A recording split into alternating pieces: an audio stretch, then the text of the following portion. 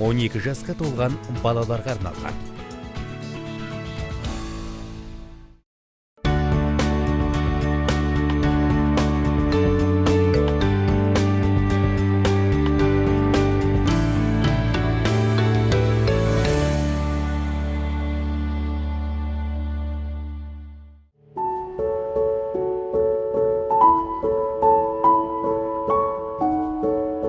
Жақсы кітап оқу ақылды адаммен сырласқанмен бірдей екенін үнемі есіңізде сақтаңыз. Себебі кітаптың ішіндегі басты кейіпкер сіздің сырласыңыз. Ал оның басынан өткеретін оқиғалары сізде бейжай қалдырмасы анық.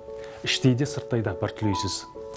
Ассалаумағалейкум, қадірменді телекөрермен, эфирде Кітап әлем бағдарламасы. Біз өздеріңізге қазақ классикалық жазушыларының таңдаулы шығармаларын таныстыруды одан әрі жалғастырамыз. Бүгінгі танысатын кезекті шығармаларыңыз Баққожа Мұқай ағамыздың «Өмірзая» романы.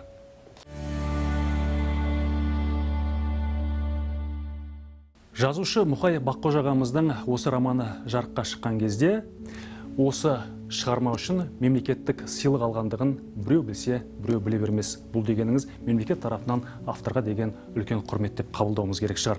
Ендеше бүгін біз осы ағамыздың жазған «Өмірзая» романын өздеріңізге таныстыратын боламыз. Бағдарламамызда бүгін жаңа спикер келіп отыр. Жас ұстаз Гүлзая Тезекбаева бүгін біздің бағдарламамызда қонақта. Гүлзая, Кітап әлем бағдарламасына қош келдіңіз. Қош келдік. Енді бағдарламамыздың дәстүрлі сұрағын аттап өте алмаймыз. Біз кітаптың негізгі ауыспас тұрын мазмұнына ең алдымен автор жайында аз кем ойыңызды білсем деп отырмын. Жалпы осы Мұқай Баққожа ағамыз қандай жазушы болған, сіздің көзқарасыңызбен қазақ әдебиетіндегі ол кісінің орны қандай шығармалармен таныс болдыңыз алғашында? Әңгімені осыдан бастайықшы.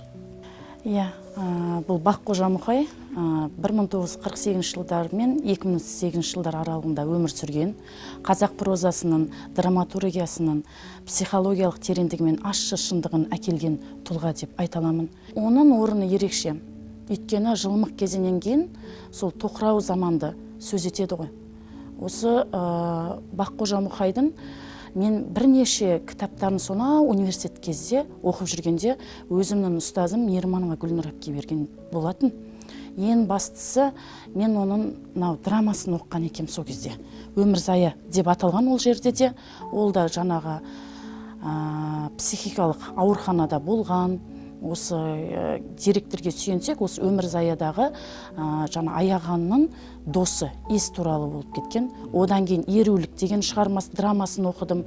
Одан кейін о кісінің жаңағы адам жанының дидактикасын ашатын керемет бір аққұс туралы аңызын, жат планеталық деген драмаларын оқып таныстым. Өте маған керемет ұнады. Бүгінгі әкеліп отырған «Өмірзая» романы кәдімгідей қолыңыздағыдай бір кітап, жаңағы 52 тараудан тұрады өзі. Өте ауыр бұл кітап. «Өмірзая» бұл әлеуметтік психологиялық роман. Өте ауыр, басталғаннан жаңағы аяғына дейінгі қым қуат кездегі әділдікті іздеп шырылдаған жаңағы өз сияқты Баққожа Мұқай сияқты ол кісі де 200-ілдікті ұнатпаған, әділ кісі болған, аяған қуатып та сондай кісі болған. Енді осы жерде сұрағым келіп отыр. Расында да бұл кітаптың мазмұнынан өзімде аз кем таныспын.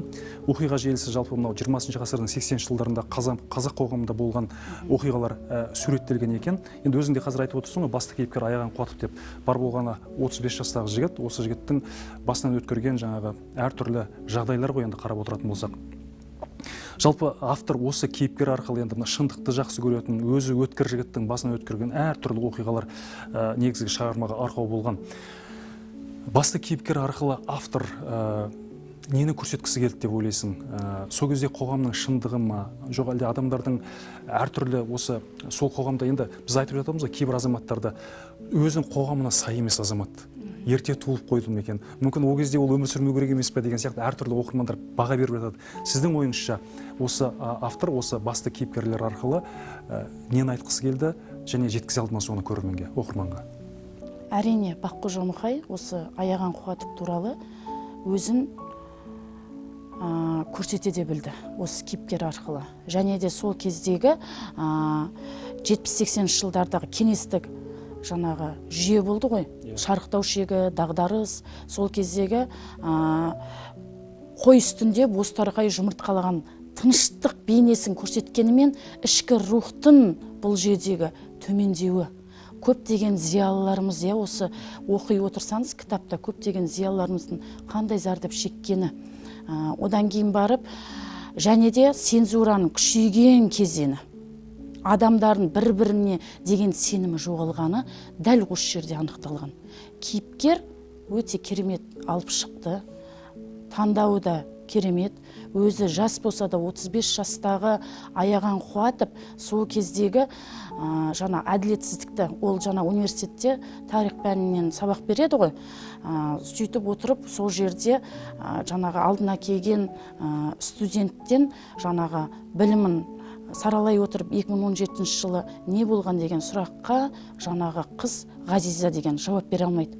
Ол жаңа мемлекеттік қауіпсіздік комитетінің қызы болатын. Сонда қараңыз, әкең жаңа бір жерде басшы болса, сен сонда оқымау керексің ба деп оған екілік қойғаннан сол кезден бастап жаңағы артына түсіп алатын өзінің деканы Жақия болады. Міне сол кезден басталады. Ең шиеленіскен кезең сол кезде деп айта аламын. Осы жерде мысалы әртүрлі ой туындайды. Біздің жас оқырмандарымыз мынау тәуелсіздік дәуірінде өмірге келген жастар кеңес үкіметі кезіндегі биліктің қалай болғанын, жалпы сол кездегі замандастардың қалай өмір сүргендігінен бейхабар ғой. Бірақ енді біз көп өзіміздің тарихқа үңілетін болсақ, кеңес үкіметінен негізі біздің қазақ халқының пайдасынан гөрі зияны көп шеккен. Енді осы кітапта да осы жерде озбырлық, әділетсіздік жайында көп айтылған. Осыны оқыған кезде оқырман ретінде қалай әсер етті өзіңе? Қай дүниелер қатты есіңде қалды? Осы әділетсіздік жайында, озбырлық жайында. Әділетсіздік жайында маған қалғаны осы жердегі Аяған Қуатовтың жаңағы жұмыстан да шығарып жібереді, қуып енді. Қудалауға ұшырайды. Сол кезде оны Жақия жаңағы тарих факультетінің деканы адам салып бұны ұрғаны. Өте қатты батты. Бұл енді 3 баласы бар, некесіз туылған неден Сыздық деген баласы бар, және де 3 одан да бөлек Әсем екеуінен туған 3 баласы бар. Сөйтіп жолда қатты ұстап алып, ұрып бұны тепкілеп, тағы да Волгамен басайын деп жатқан кезде өзі бар күшін алып, жаңағы жәнінде жатқан арыққа түседі ғой бұл. Сөйтіп аман қалып, өзінің әйелі Әсем келіп құтқарғаны. Өте әсерлі, Әсемнің жылағаны, қоя қойшы керек жоқ деп, жаңағы Аяғанның Брежневке хат жазғаны, өзі жалдамалы пәтерде тұрады. Сол өзімен өзі монолог жасап, Брежнев менің хатымды оқыды деген кезеңінде бар сюжетте.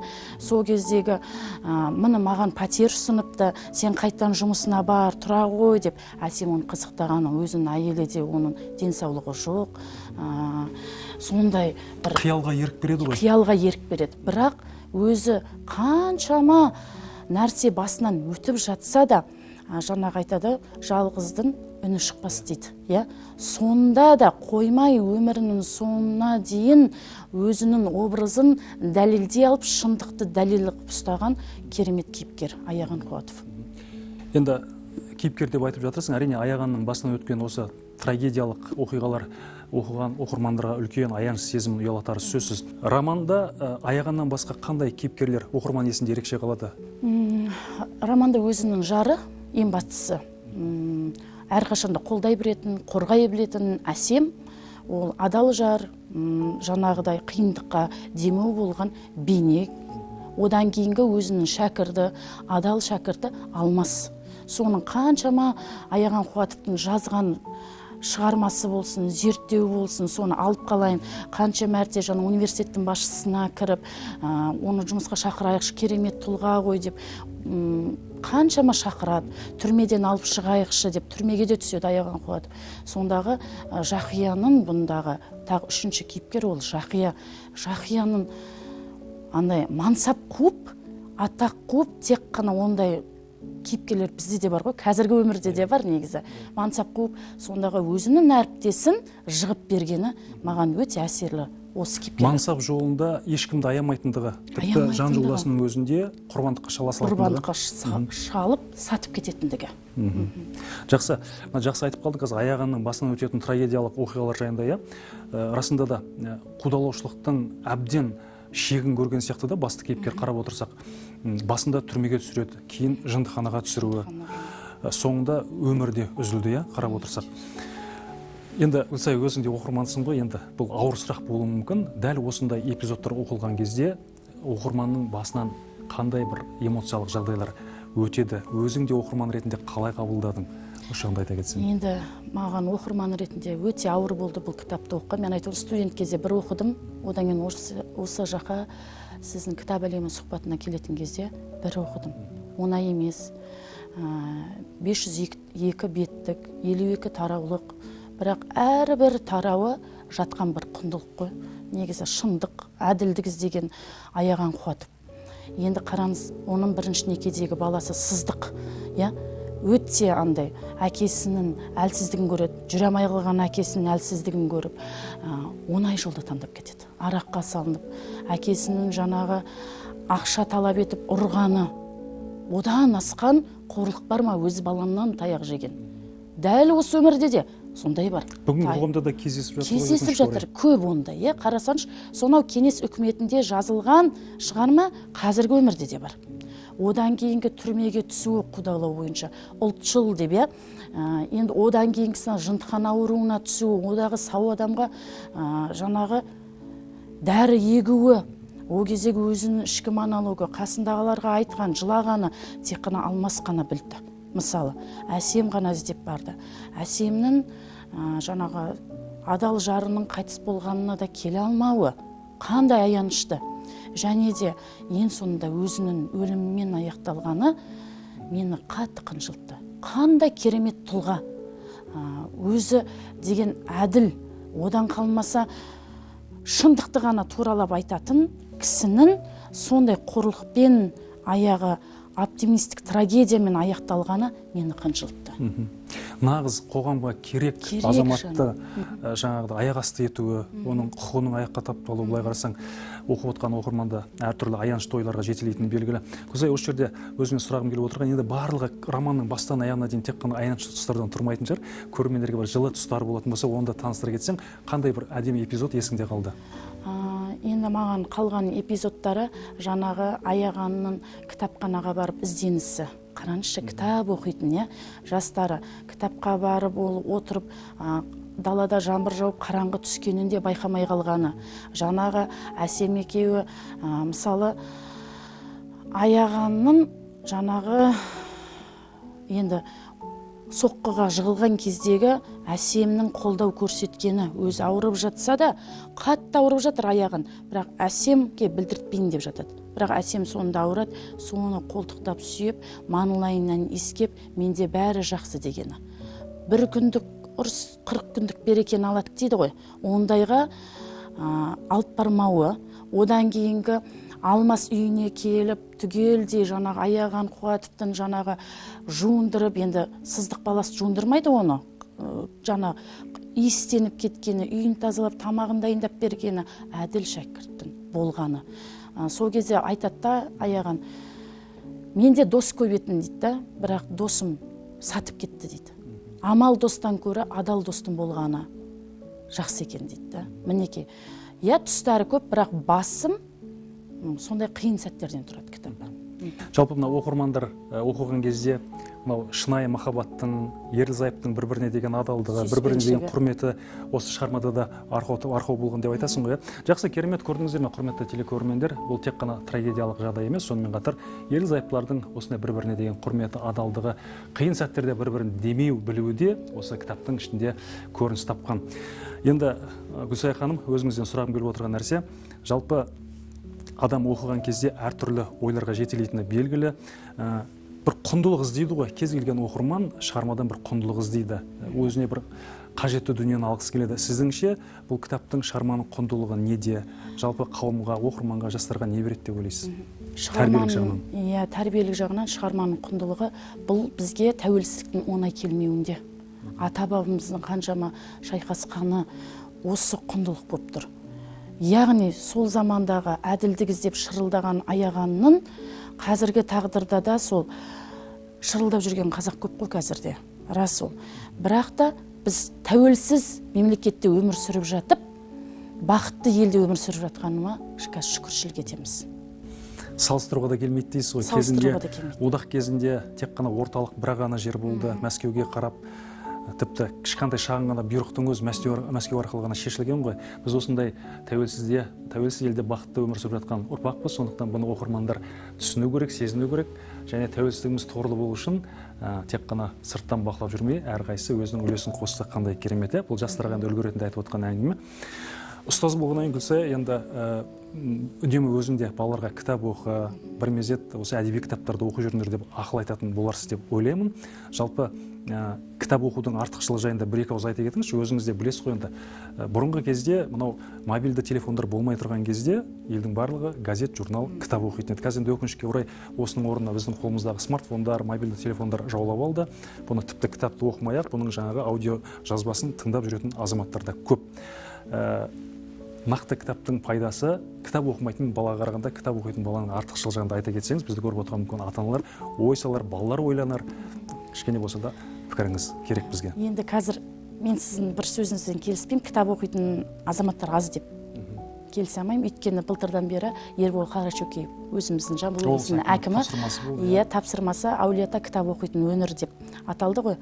Соның айналасында ой шебері деген керемет зияткерлік ойын болды. Осы Жамбыл облысында.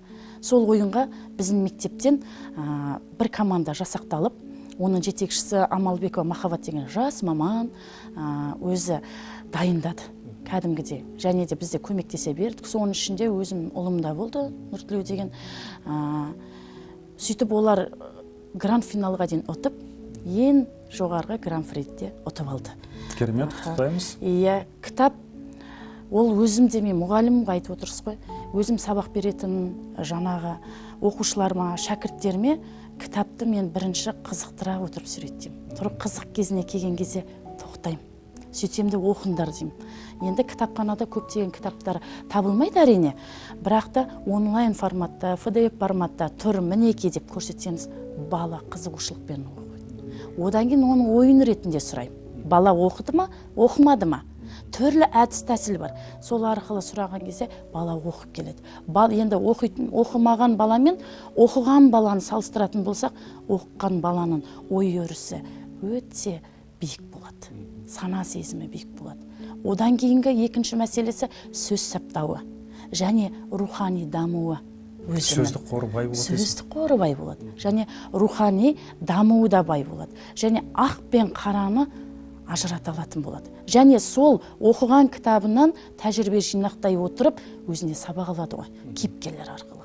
Керемет ол. Кітап деген ол таптырмас азық, таптырмас сыйлық деп те білемін. Жақсы, керемет. Мінекей, құрметті оқырмандар, әсіресе жас оқырмандар, бүгінгі біздің спикеріміз Гүлсая ханым арқылы осы біз бүгінгі талқылап отырған Мұқай Баққожа ағамыздың өмірзай романы жайында азды көпті өздеріңізге ақпарат бердік. Әрине бұның ішінде қаншама оқиғалар бар, қаншама адамды эмоциялық көңіл күйге жетелейтін эпизодтар көп. Сондықтан бұл кітапты оқыңыздар міндетті түрде. Өздеріңіздің тұрып жатқан мекен жайларыңыз жақын кітапханаларды көріңіздер. Егер таппай жататын болсаңыздар, орталықтағы Шоқан Уәлиханов атындағы Әмбебап ғылыми кітапхана келсеңіздер, бұл кітап осында бар. Келіңіздер, оқыңыздар, тұшыныңыздар. Соңғы сұрақ, Гүлсая ханым, жалпы қанша жастан бастап оқуға кеңес берер едіңіз өзіңіз? Мен бұл осы кітапты ма? Иә, нақты осы шығарманы. Өмірзая, бұл енді әлеуметтік психологиялық роман ғой, өте ауыр кітап болғандықтан 16 жастан бастап оқуға кеңес берер едім. Өйткені бала 16 жасқа дейін оның есі тұрақсыздау болады. Есте сақтау қабілеті, тәжірибе, өмірден алған балалығы басым, өмірдегі тәжірибесі аздау болады. 16 жастан бастап бала кітапқа отырып, әрбір эпизодын оқи отырып, азат жолын оқи отырып, жұмыс жазу керек. Және эмпатия дейді ғой, сезініп оқу керек. Сонда ғана түсіне алады. Жақсы, керемет. Олай болса, алтын уақытыңызды бөліп келіп, кітап әлемі бағдарламасына атсалысқаныңызға біз үлкен алғысымызды білдіреміз. Ұстаз ретінде тәрбиелеп жатқан шәкірттеріңіз білімпаз, білім көкжиегінің жоғарғы шыңында жүретін осындай білімді шәкірттер көп болсын. Рахмет сізге. Рахмет. Жалпы кітап оқуды қойған адам ойлауды да қояды деп кезінде ойшылдар бекер айтпаса керек.